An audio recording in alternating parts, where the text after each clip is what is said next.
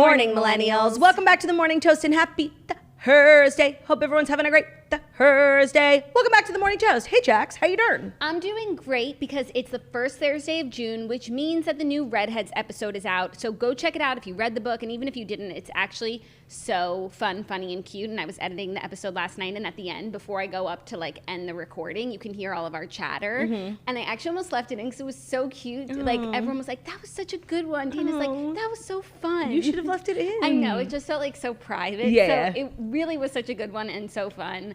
And you should definitely check it out, and it's never too late to become a redhead. But redheads aside, we have so much to do today. I'm sure that people are watching this episode and being like, wow, 4 legs, bare, 2 queens wearing outfits that they never wear. They treat this set like trash. Why do they look like goddesses today? Yeah, we treat it like our living room, which is what it is. We look like goddesses because Spritz is having such an exciting day. New flavor launches today. Right now. Right now. Right here. Now. Right now. If you don't already know, the new flavor is peach. I have been able to drink it for the last month. When I tell you how much it tastes, literally like Snapple.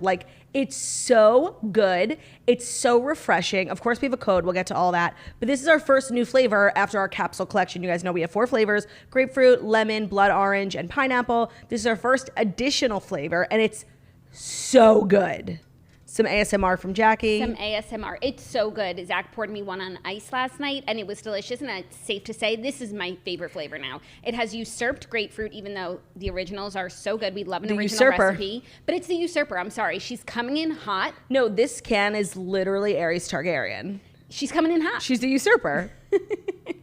She is. You guys, it's so, so good. So if you want to order it online, it will be in the stores that we're in. It'll be in soon. But right now you can get it exclusively online. Spritz Society has officially launched our new flavor, Peach, and we've been dying to share it with you all. Peach will be joining Spritz Society's 4 iconic flavors just in time for summer. It's juicy, it's vibrant, and it's bursting with flavor. Peach is the official flavor of the season. So you can shop the Peach at spritzsociety.com. And since you're a toaster and you deserve the world, and you mean the world to me, we have a code for you. It's Life's a Peach. That's 15% off $65 or more. Life's a Peach for 15% off spritzsociety.com. Get the variety pack. Try the new flavor. If you haven't tried it yet, this might be your time might be coming. It might be now. Nothing goes together better than the toast and the spritz, you know? And a chicken nugget. Oh, a French fry for me. Right, because if we're drinking, we have to have something to eat, you know? Of course. You don't want to get too carried away. You don't want to be irresponsible. No. So and it's a big day. Al fresco. Let me set the scene, shall I? Please. Poolside or on a rooftop if you're in a city, and I'm sorry if you are. Poolside. Beachside. Toast on the speakers. In your AirPods. Spritz in a glass over ice with a straw. Plastic. I would go for peach. French fries, ketchup, Theo, nuggets. Bryce. Theo, Strice, Bryce and Streisand. That does sound like an idyllic day. We should make it happen for ourselves. We should cultivate that vibe. We are in charge of our own destiny, yet we do nothing about it. Not a thing. Not a thing. All we do is sit here and complain. We could have that vibe cooked up in a second. We should work on that. We are working on that. But until then, head over to spritzsociety.com. And the reason why we look so nice is because we're throwing a big, media influencer brunch to celebrate the new Peach. So we've got to do the toast. We've got to head downtown to, prepare for the girlies. The girlies are arriving and we cannot disappoint. No, and some of us have to pump in between. So pray for us. Pray for us in perpetuity. Oh, and as if that's not enough, there is news galore today. Oh my God, this isn't just one of those shows that we can fumble through. So true. There's so much to talk about. The Johnny Hurd trial. The Jubilee was this morning. I was watching it this morning. Me too. Premium content. It's a lot. There's so much to talk about, and I think we need to just talk about it because we could talk about ourselves. The only thing that's really going on for me today is the new episode of The Redheads. Mm-hmm. Check it out. That's all I'm going to say. And because at this point, it's kind of like Canva Pro. It's like passion. No. What are you doing if you're not using it? So if you're not on Canva Pro and you're not listening to The Redheads, I can't help you. And it's like when we get on this podcast and try and convince people to get the redheads, it's like we're insulting their intelligence because it's so obvious, you know? It's disgusting of us. Get your fucking ass up and listen to The Redheads. Check it out. And before that, here are the Fast 5 stories that you need to know before you wake up and take a bite out of your morning toast. Today's episode is, of course, brought to you by spritzsociety.com. Our new flavor just launched, Life's a Peach, for that 15% off code over $65 or more. Check it out, spritzsociety.com. Gorgeous. Our first story is the big story of the day. Johnny Depp won his defamation case against Amber Heard. He has been awarded $15 million in damages combined. Amber was awarded on one count. She was awarded $2 million. So net 13 mil, but there is a law. There is a law in Virginia that puts a cap on punitive damages where he was awarded $5 million. So the max she could get for that is $350,000. So all in all, 10.35 minus the $2 million, 8.35. Right. So we were together watching the verdict, and when I tell you like how I gasped, because whether or not, like, whatever side you're on, it's incredibly difficult to prove defamation. Like, it's like the hardest thing. So whether or not you believe Johnny or you believe Amber, like, the legal feat of this was huge, and I was genuinely, like, beyond shocked. Yeah. I was also shocked that he was awarded so much money. I think a lot of people thought that he might win, but for $1. For $1, just to make the point that you can't run around saying things that aren't true about people, but, you know, he's not going to get the $50 million that he had wanted. And I think he had stated previously, like, this really wasn't about money. I don't think that it was either. But so to be awarded, like, so much money and really win on all counts. She won the one count. So he was suing her for multiple counts about an op-ed she wrote in the Washington Post, which I want to get into in a second. Yep. Multiple counts for multiple things she said in this one op-ed, and on every single count that he had sued her for, he won. She then countersued. He basically had a lawyer release a statement to the Daily Mail, so she used that as her counterclaim for defamation, the Waldman statements, and there were multiple counts, and only one of them the jury found to be true, and they awarded her $2 million. So she did have a very, very small win. Obviously, no one's talking about that because he had a magnanimous win, and the crazy part, like, just from a, you know, celebrity entertainment perspective, is that he was not even there. And he was there every single day of the trial. He took the stand multiple times. And so on the final day where he was reaching a verdict, I don't know if maybe because he thought he lost, I don't know what the reasoning was, but he was not there. It's very Kardashian's China trial. Maybe because whether he won or lost, it's hard. You don't want to have your reaction shown. And now he's going to go live his life. His work here is done regardless of what the outcome was. He did everything that he could with the trial, and it's kind of iconic that he wasn't there. Yeah, and we're just like left to be watching her. Yeah, and those are all the pictures that are coming out. Obviously, her face dropped when it was just yes, 5 million, 10 million, no, like. So, and the camera just stayed on her the entire time. Yeah, there was nowhere else for it to go. Perhaps that was what Johnny wanted. I don't know. It was just a crazy thing to watch. It felt historic in a way. I felt like, you know, it was something like a trial where people get so invested, like we'll be talking about for years to come. Yeah, and it's something that everyone's watching. And obviously, like, the Law and Crime channel on YouTube was having a great day yesterday. I'm actually today thinking of the hosts of the Law and Crime channel. They were quaking. They had so many technical difficulties. Who will never have that many moment. You know, that much interest in their channel. They had 3 million people watching only on their channel. Right, which is insane. I mean, maybe if there's another trial like this that captures the attention of the world, but, you know, today is a quiet day for them. Yeah, and immediately upon the verdict being reached, both Johnny and Amber had statements released on their Instagram. The sentiment of Johnny's was like, I feel free. I feel like I've vindicated myself for myself and my children and my family. I feel like I can finally start a new chapter in my life. And Amber's was very much, this verdict reinforces the stereotype that victims of abuse, women, shouldn't speak up. So they were both pretty much like sticking to their stories. I would hope so. It's not like she's going to now say, oh, never mind. I didn't fool you. But I mean, given that a jury has weighed in on all we always say innocent until proven guilty, but like the jury has weighed in. All of the evidence was submitted. Everyone made their case, and 7 juries of their peers decided. Yeah. That she's a fucking liar. Yeah. Given that she's the one doing more damage to victims of domestic abuse and violence than this verdict. Yeah. Considering she's the one who lied. And up until this point, like, you know, we were believing women. Right. And now she's like making it so that we're questioning. Yeah. I don't know. It's very delicate in the sense that, like, now that we have this verdict, what do we do with it? Like, because I think for so long we've all been conditioned, and we should believe women, but like what about if they're lying? Right, but there's like now legal proof that it just sets such a bad example. Such a bad example, and she's the one doing it, so she can't say that, like, you know, she's worried about women when you're the one who messed it up. And there was mountains of evidence that she was abusive. Right. So I think what we take away from this trial is, one, like, men can be victims of abuse. Two, like, we should be very, we should all be like cautious of what we read. And three, like, where is the accountability on behalf of the Washington Post? And the ACLU. So a lot of people were confused as to why the trial was happening in Virginia. And the reason that is because what Johnny was suing her over was an op-ed that she wrote in the Washington Post, and the Washington Post is located in Virginia. So this whole trial was about the Washington Post, and I just feel like, isn't there some sort of accountability on the Washington Post to be publishing the truthfulness? Truth, right, to investigate what they're publishing. So I think it also poses like a really big question about like media and journalism, you know?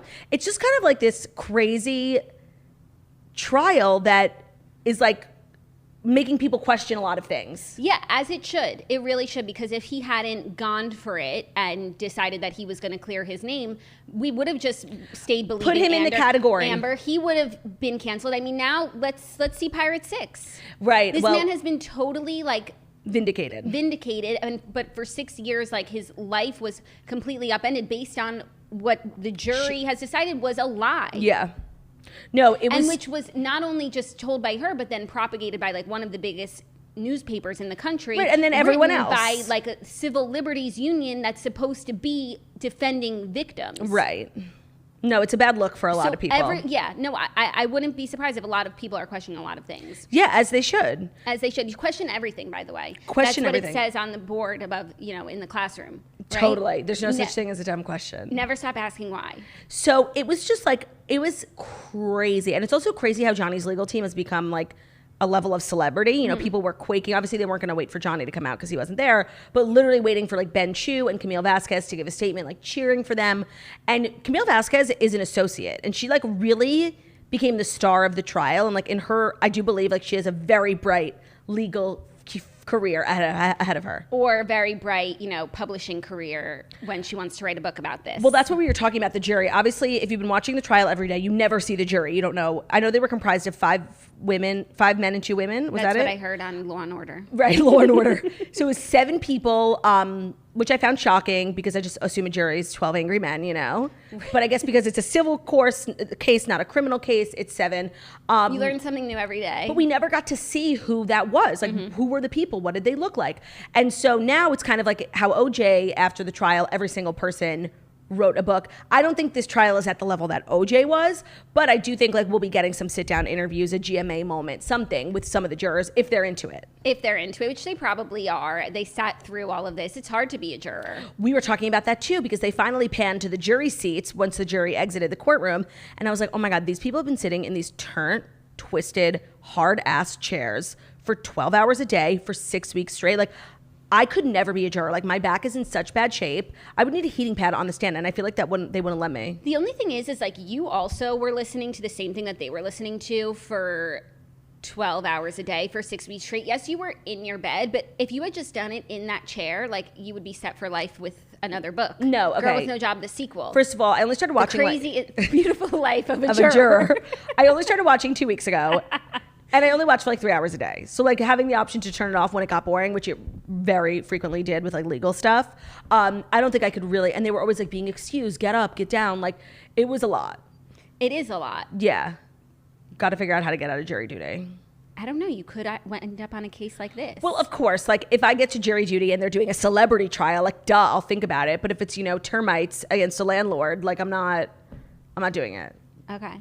Unless I feel like you would like it. You would get so much material. You would come in every day, regale us with your tales. That's true. Also, like, you would have such interesting juror dynamics. Like, when you guys break for lunch, like, I would start a clique. Are you going to start a clique? I would be sitting alone in the corner because I don't know how to talk to people. Hopefully someone would, bring me in, take me under their wing. We would need to do jury duty together.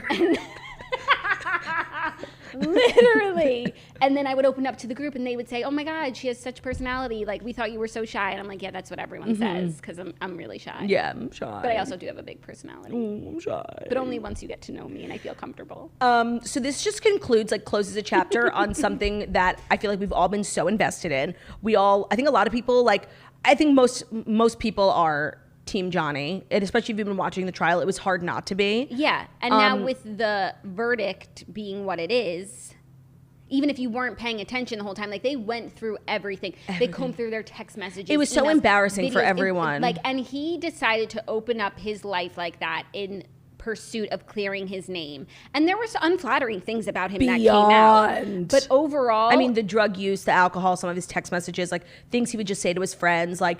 Right. Everyone does things in their personal life that are beyond embarrassing, and now it makes me think, like, I've got to clean up my act in case I ever get sued for defamation. Right. Yeah. Because your entire life becomes public. Yeah. And before this trial, like, you could not catch me caring about Johnny Depp in one way or another. Yeah. Didn't see his movies. Actually, we were talking about some of his movies yesterday. Right, because I don't think I actively, like, sought out to see Johnny Depp movies, but obviously I've seen a lot, like What's Eating Gilbert Grape, Alice in Wonderland, Charlie and the Chocolate Factory. Peter Pan. He does, a lot of Disney. I didn't even realize that. And then, of course, the Pirates movies, which I've never seen. I've never seen them, but the like a few weeks ago, Zach was watching one, so I caught a bit of the end. And it was pretty good. It's like historical fiction. I'm just curious to see, like, where these two go from here. Like, I don't think it'll be easy for Amber to get work because there's so much scandal attached to her name in a negative way, like her Q score. They did a whole thing in the trial about Q scores. I don't think she has a high one. And Johnny, I know he hasn't done movies in a while, and through the trial you realize because opportunities were taken away from him because people believed him to be, an abuser. But I don't know if he even wants to keep doing movies. I know he's like in a band or something. He likes playing music, and that's why he wasn't even at the trial. Right. He was in the UK playing a show with his band. Yeah, exactly. Oh, he was in 21 Jump Street, the TV series. I forgot that was a remake. That's so random. So random. They were talking about 21 Jump Street actually in the trial, and I was like, what? That's really funny. It was just so interesting to hear like these cultural things like Aquaman, Pirates of the Caribbean, the show Amber did where she got paid like $200,000 an episode. It was just so crazy to see all that played out in a court of law. You're just not used to that. No, you're really not. So that's that on this trial. And it will be interesting to see what they each do next. I can imagine a lot of people don't want to work with her because it seems like she invites drama. Yeah, trouble. Lies. Yeah. So also the fact that this was not publicly favorable towards her. Because even if Johnny had lost, still That's what we were saying. Yeah, but so the court of public opinion. The court of public opinion like had really changed in how they felt about him. Yeah. She lost. And then some. And then some, exactly. Yeah, because I think for both of them, of course, Johnny wanted to win, but I think the way that the people watching, millions of people watching every day, started to see him in a different light was really his goal. Mm-hmm. And so just to actually win the verdict was a cherry on top of that. Because I was 100% certain he was not going to win. It's so hard. Trust me, I've tried to sue people for defamation. Like, I want to do it every time someone says something mean about me. It's really hard. Yeah. Also, I was on Daily Mail this morning. They had a headline, like it was really a trial by TikTok, they said. It was. The hashtag Justice for Johnny or something like that has 81 billion views. Wow. So people were really getting their information, but also I want to say like their opinions from TikTok. Their facts and their opinions. I went through like a journey on this trial because at first I was like, oh, good for Amber, like, let's go. And then I started getting targeted with like Johnny content. I was like, wait, are we seeing this all wrong? And then I got so much Johnny content, I had to like pull my head out of my ass and be like, I think I might be like being biased. Like, I think I might be like getting, what's the word I'm looking for? Propaganda.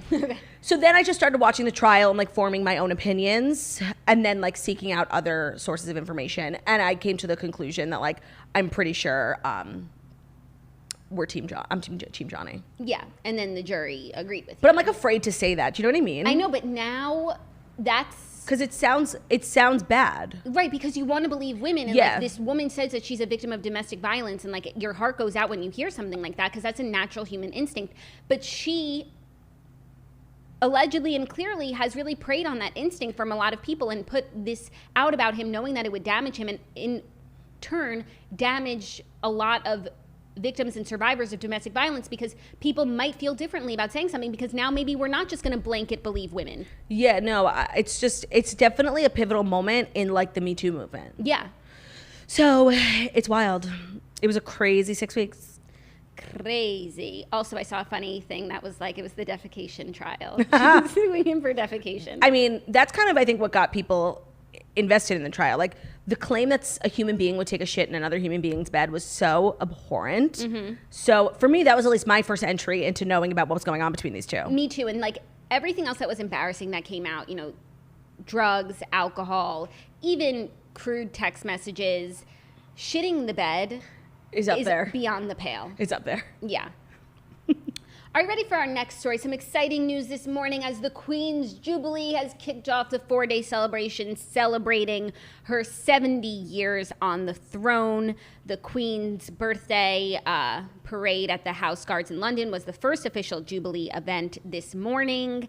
The royal family took to the balcony to watch the planes. The immediate family stood there, then a more extended family, and of course the big question is Harry and Meghan. They were not on the balcony. They were not on the balcony, but they were there. There's like one photo of Meghan like playing with some kids in the background. So there's a lot to unpack here. First of all, it's so nice to see the family out together. I really haven't seen the kids, the grandkids, in so long.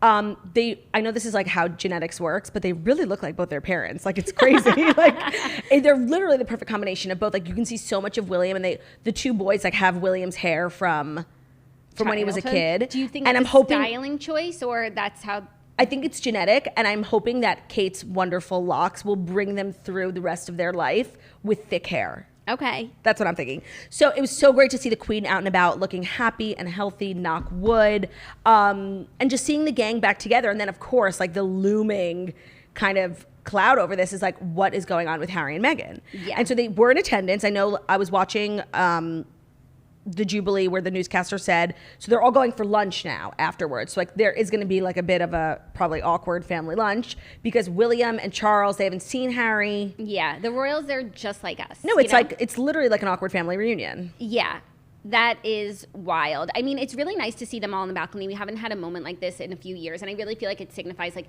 the end of like COVID and what the last few years have been. Like if you look at the crowds, there's crowds as far as the eye can see. And it's giving, royal fanfare like it always has.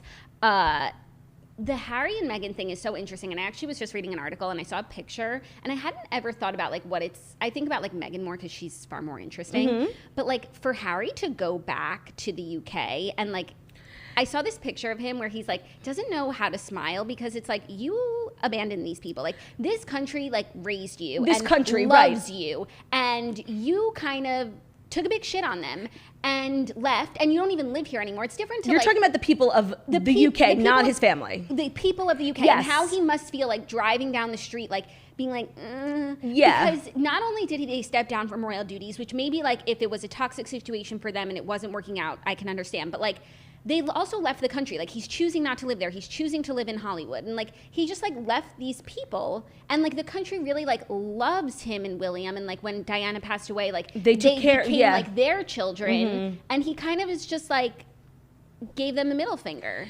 Yes, but also like how can you make decisions for your life for people you actually don't fucking know? Like of course, but you and I couldn't, most people couldn't, but I imagine that's what for a being member a royal of the is. royal family, like that's all you're doing your whole damn life. Yeah, and now you're 30. How old is he? I don't know. Maybe like 40 years old, and you have to think differently. You thought about them for 40 years. Yeah, no, like I totally get it. There's definitely like an extremely awkward like vibe everywhere Harry and Meghan go in the UK.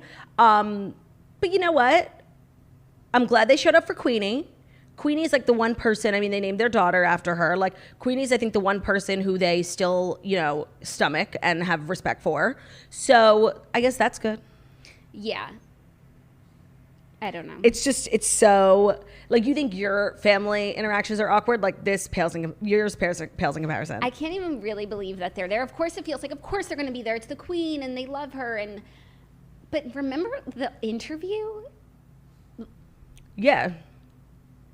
Like, to me, that's, like, final. Because I understand there are issues like in the family, but you deal with them in private. Yes, to air it means like we're done with them, and that's all good and fine. But you're going back to the Jubilee now. And if you want to make a rapprochement, and you like that was your way of putting everything out there so that we can come back from it, then everything like that needs to be done in the public. Yeah, but that's not the royal way. No, you don't just air the dirty laundry in public and then reconcile in private. Because what about us? We're just left thinking like, what? Yeah, You know? totally. So even if they were to like apologize to the family, like they also need to apologize publicly, but I don't even think they're sorry. I think they feel good about it. No, I think they feel like they did what they had to do. They feel justified. I think for them it was like this supposed to be this clean break, but you can't clean break from family. No, also if it's a clean break, then like you don't go back for the Jubilee. Right.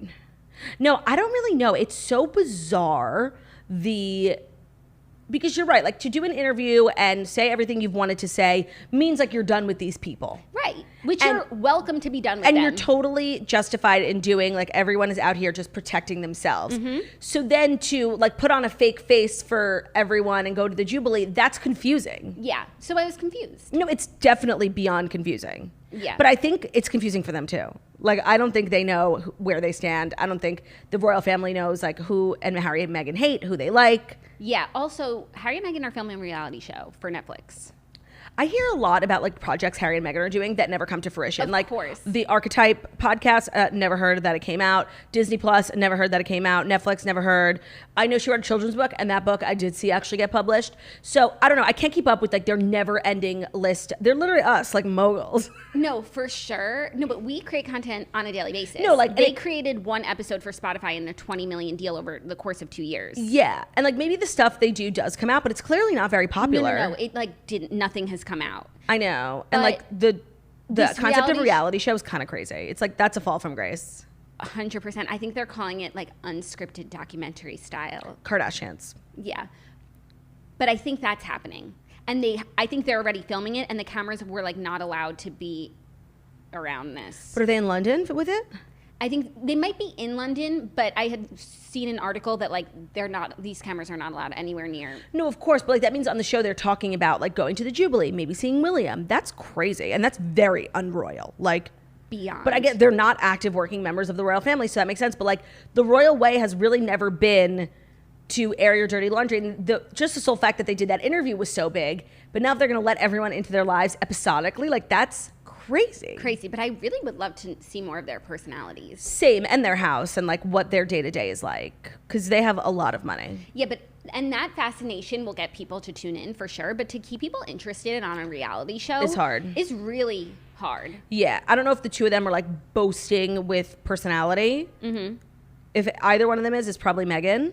Yeah. But I don't know. I think she has that, way about her, that she's very Yes, that's what people captivating. said. Like when she met Harry, she's like this charming princess, literally. I think she has like the Ben factor. She has the je ne sais quoi. the Ben factor. James Corden, I'm Meghan Markle. I would love to just ask them like one question. Like, you did this huge thing. You left. You did the interview. Like, you left everything you'd ever known behind, Harry. Meghan, you met this new man, and you like, whether your intention was to or not, like it was this big PR thing. And like now you're settled in America. Like, I just want to ask them, like, is it everything you thought it would be? Like, Yeah. because they're very low key. And to me, like, I consider like low key to be also like a little irrelevant.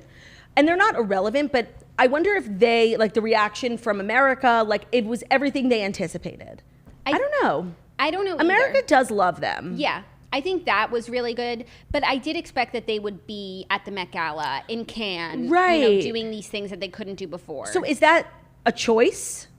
They definitely could go to the Met Gala if they wanted to. Right. So they're choosing not to do that. Maybe then they're choosing to do a reality show. Like they confuse me, like really beyond confused. Yeah, and then of course they go back for this. Mm-hmm. Anyways, the next few days will be a lot of fanfare, a lot of queen-file celebrations, Mm-hmm. and I couldn't think of a more worthy queen. I just really couldn't. She's literally a queen. Literally. Okay, are you ready for our next story? Oh, shit, hold on. Her cards. She got her dropped. She dropped her cards. Today's episode, the rest of the stories, is brought to you by Peloton. Peloton has thousands of live and on-demand classes, so you can always keep it fresh. From cycling and strength training to yoga and running, experiment with new types of movement in a judgment-free zone at a level and pace that feels good for you.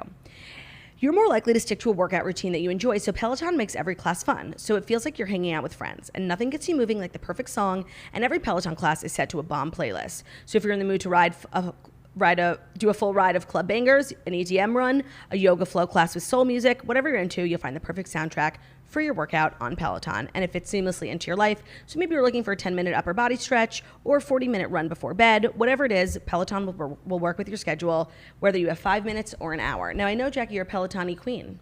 Love Peloton. Obviously, I love my Peloton bike, changed my life. And now I also love doing other workouts on the Peloton app, including their tread workouts. If you're doing any sort of run, you can do a guided run with Peloton and you'll work way harder than if you try to ad-lib your own stuff. I also like to do their body weight classes, a little light weights, arms, boot camp, on and off the bike. They really have everything. They have yoga. If you want a high strength, high intensity workout or low intensity, Peloton's there for you. Couldn't recommend it more. If you want to follow me in my workouts, I think I'm really good at curating sick workouts. My username is JackieOW. Right now is the perfect time to try out Peloton. A Peloton Bike Plus is now $500 less. It's the best price yet, including free delivery and setup. And there are more game-changing prices available on the original Peloton bike and Peloton tread. Visit onepeloton.com to learn more. Great. Our next story, exciting skincare news. Kim Kardashian finally is launching her skincare line, Skin by Kim, SKKN. 5 years ago, she launched KKW Beauty, and now it has rebranded to Skin by Kim. She said, I'm excited to finally introduce you to Skin by Kim, a rejuvenating 9-product skincare ritual that I have developed from start to privilege. Start to finish. I've been so privileged to learn about skin and skincare over the years from the world's top dermatologists and estheticians, and every bottle for my new line is filled with the knowledge I've accumulated along the way. You know what it's giving? It's giving JLo Beauty. Like, JLo literally said the same thing. Like, I have worked with like the most amazing dermatologists. Like, I can do this. And it was Flop Central. And what was the price point of JLo Beauty? Pretty high. Okay, because that's what skin is. And I feel two ways about this, as I do most things. Because on the one hand, like, really, Kim Kardashian is not aging. She's 41 years old. Did you see, I mean, you did see last week on the Kardashians when she was doing the Vogue try-ons, and she's not wearing any makeup, and she looks like a kid. She looks 28-7. She looks amazing. She looks 31. Without makeup, she looks even younger than with makeup. And so obviously, like, whatever she's doing needs to be bottled and sold for the rest of us. I'm just not convinced that this is exactly what she's using. And I'm also not convinced what she's doing is exclusively skincare. Like, everyone gets Botox. Like, right. No, but like, I'm sure maybe these products are probably good and it seems like they're expensive. She's using high quality ingredients and sourcing, and that's what she said. That's why the price point is high. So it's better than her trying to come in with like an affordable skincare line and being like, this is what I use. Well, that would be like Kylie's skin. Right. But Kylie has young skin, and we said that when she launched. So the thing is like, where I disagree with you is like, Kim is aging amazingly in an unnatural way. Like, the way Kim is aging is obviously due to, I'm sure she takes care of her skin, she stays out of the sun, but it's also the immense, resources she has in plastic surgery and dermatology and all that stuff. She's not aging. So like, for me, it's like, if I really wanted to buy skincare from someone who was like aging really well, like, I would buy like Goop skincare. Like, Gwyneth Paltrow looks amazing for her age, She doesn't look 25. She looks like a grown woman who looks incredible, Yeah. So I'll probably buy it, and I love Kim, and this is no slight against her, but like, first of all, I don't really feel like she needs another business venture. Like, first of all, people are literally quaking on TikTok, like, bring KKW Beauty back. Her lip liners are like some of the most popular lip liners. So it's like, where is it? She went to relaunch and never came back. Skims is so unbelievably popular, and I just feel like she got to a place like years ago where she was doing all these random business ventures like Kimoji, and it didn't make sense for her brand. And then she got to an amazing place a few years ago with the fragrances, beauty, and Skims. And it's like, can't that be enough? Yeah. Because, and you actually said something really smart, like, yesterday you were like, I would have loved if she had done this in partnership with Dr. Simon Orion, like one of the amazing plastic surgeons, so you would feel like a little bit more believable. I don't know. And I think the branding is great. I love the name. I'll definitely try it. But like, I don't know, it's giving JLo Beauty. It's just like, it's another celebrity makeup / skincare line that I don't feel like is gonna, change the industry. Right. Whereas she already has cornered many markets. Many. And I guess she wants to corner another. And I do think, as far as what approach she could have taken, this is the best one, but I don't know. I was just thinking yesterday about how, like, when I saw this, I was like, it's just one after the other. We know Rhode Skincare is coming out from Hailey Bieber. That, I think, is like super on brand. She has young, fresh, amazing skin. I will be first in line to buy Rhode Skincare, like, dead serious. Oh, wow. But it's just making me think how, like, a lot of these cosmetic companies, because, like, it's this big bubble and it's, like, starting to burst. Becca Cosmetics is, like, completely discontinued for life. There's just, like, a lot of new brands coming out that are backed by celebrities, and how like the skincare and beauty industry is like really becoming like a celebrity brand market, but like if you're not good enough, like just because you're a celebrity doesn't mean you won't flop. Like I don't know. I feel like a lot of these celebrity ventures flop. Like even Lady Gaga's makeup is rebranding. It's rebranding from Amazon to it was backed by Amazon and now it's backed by, I was just watching a TikTok. Sephora? Yes, they went to Sephora, which so I think in the celebrity makeup category, Fenty Beauty and Rare Beauty are the top two. And Kylie Cosmetics. And then there's also an interesting category where like celebrity makeup artist brands become like that's Pat McGrath, that's Charlotte Tilbury, that's Makeup by Mario, which is really popular. But then there's like this like cash grab. Yeah. So, and I think that's like REM Beauty from Ariana Grande. It's House Laboratories. It's Halsey's line. It's Kesha's line. It's like, it's kind of, even though some of her products I've heard are really good, Alicia Keys skincare, like I haven't heard a lot about it. JLo Beauty, Flop Central. Like, it's just like. I didn't even know some of these people had makeup lines. I know. And it's like, it's too late. No, and it is a cash grab. And at a certain point, especially with skincare, I want the scientists. Yeah. You know? Because the celebrities or the talent, like, they have their day jobs. Like, they're not in the lab thinking about how to neutralize my redness. She should have really done a partnership with Simon Orion, like just given him $1 million or like a small stake in the company, just so people could believe that like this is what her and her dermatologist and plastic surgeon all use. Yeah. I just don't think we need this, honestly. Yeah. And since it is expensive, it's not something I'll just like try to let you guys know, you know? Yeah. And it is 9-step, and if I'm gonna try it, I'm going for all 9. No, and if I'm buying full Monty, if I'm spending $1,000 on skincare, like your ass, you bet your ass I'm buying La Mer. you bet your ass. So I don't know. So here's what the 9 things are: a cleanser, toner, exfoliator, hyaluronic acid serum, vitamin C serum, face cream, eye cream, oil drops, and night oil. And can I just say, it's like the second time she's like doing something that Kylie's done, and she's like the second one to do it, you know? Yeah. But I do think in differentiating her price point and her offerings, she's separating herself more from Kylie, whereas like KKW Beauty and Kylie Cosmetics were the same thing. Factory, like same formulas. Yeah. So I don't know. I just feel like she doesn't need this. I feel like she doesn't need this. Like between being a lawyer, between Skims, between fragrances, between relaunching beauty, the new show, I feel like she really does not need to do this. Yeah, that's how I felt too. But the aesthetics on point, she's doing interviews. It looks like her bathroom. So if you want that vibe, like I like the Kylie skin vibe, even though I don't really use a lot of Kylie skin products. Me neither. I bought it and like used it, but never replenished. But I leave them in my bathroom because I like how they look. Yeah, they're cute. Packaging is cute. But like this aesthetic is cool, but it doesn't match my stuff. Yeah. So that's that on that. We'll keep you posted if either one of us tries it out. Yes. But I am very interested. I would try it for sure. Give it a shot. Maybe we'll get PR, not after this episode. My skin is so terrible these days. No, it's gorgeous. No, I'm in a rough place with my skin. So maybe it is time for me to switch it up. Are you ready for our next story? Yeah. Which really slipped under the radar, but Jada Pinkett Smith addressed the Oscar slap on Red Table Talk. Oh my God, that totally slipped through the radar. I didn't even read the story. Yeah, she said, "My hope is that Will Smith and Chris Rock will reconcile." Jada Pinkett Smith is reflecting on the relationship between Will and Chris 2 months after Will struck the comedian in the face at the 2022 Academy Awards. At the beginning of Wednesday's Red Table Talk, Jada said into the camera, "About Oscar night, my deepest hope is that these 2 intelligent, capable men have an opportunity to heal, talk this out, and reconcile. With the state of the world today, we need them both, and we all actually need one another more than ever." I mean, I agree with that sentiment, but not in this scenario. Like, I'm just at a place with Will Smith and Jada where, like, I really don't want to talk about them anymore. Like, I'm about to China them.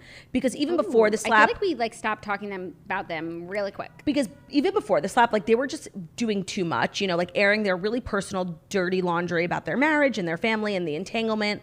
And it was, like, a lot for people, and I think people were already over them. And then the slap happened, and we were like, we're done. So... You're done. I don't know. Like... I think they waited too long to respond, and now, like, I don't even know what they could have said to make me think that, like, what he did was even slightly okay, because I don't think it was okay.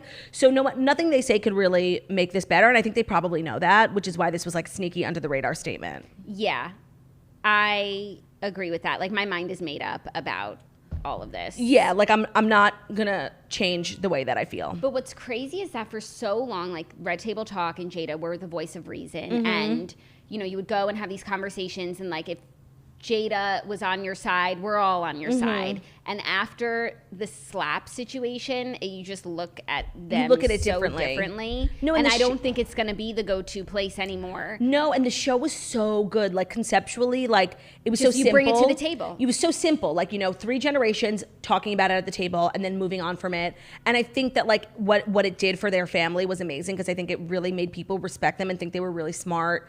And I watched many episodes, obviously, Jordan Woods, Olivia Jade, and they just felt like they were like really like stable, you know?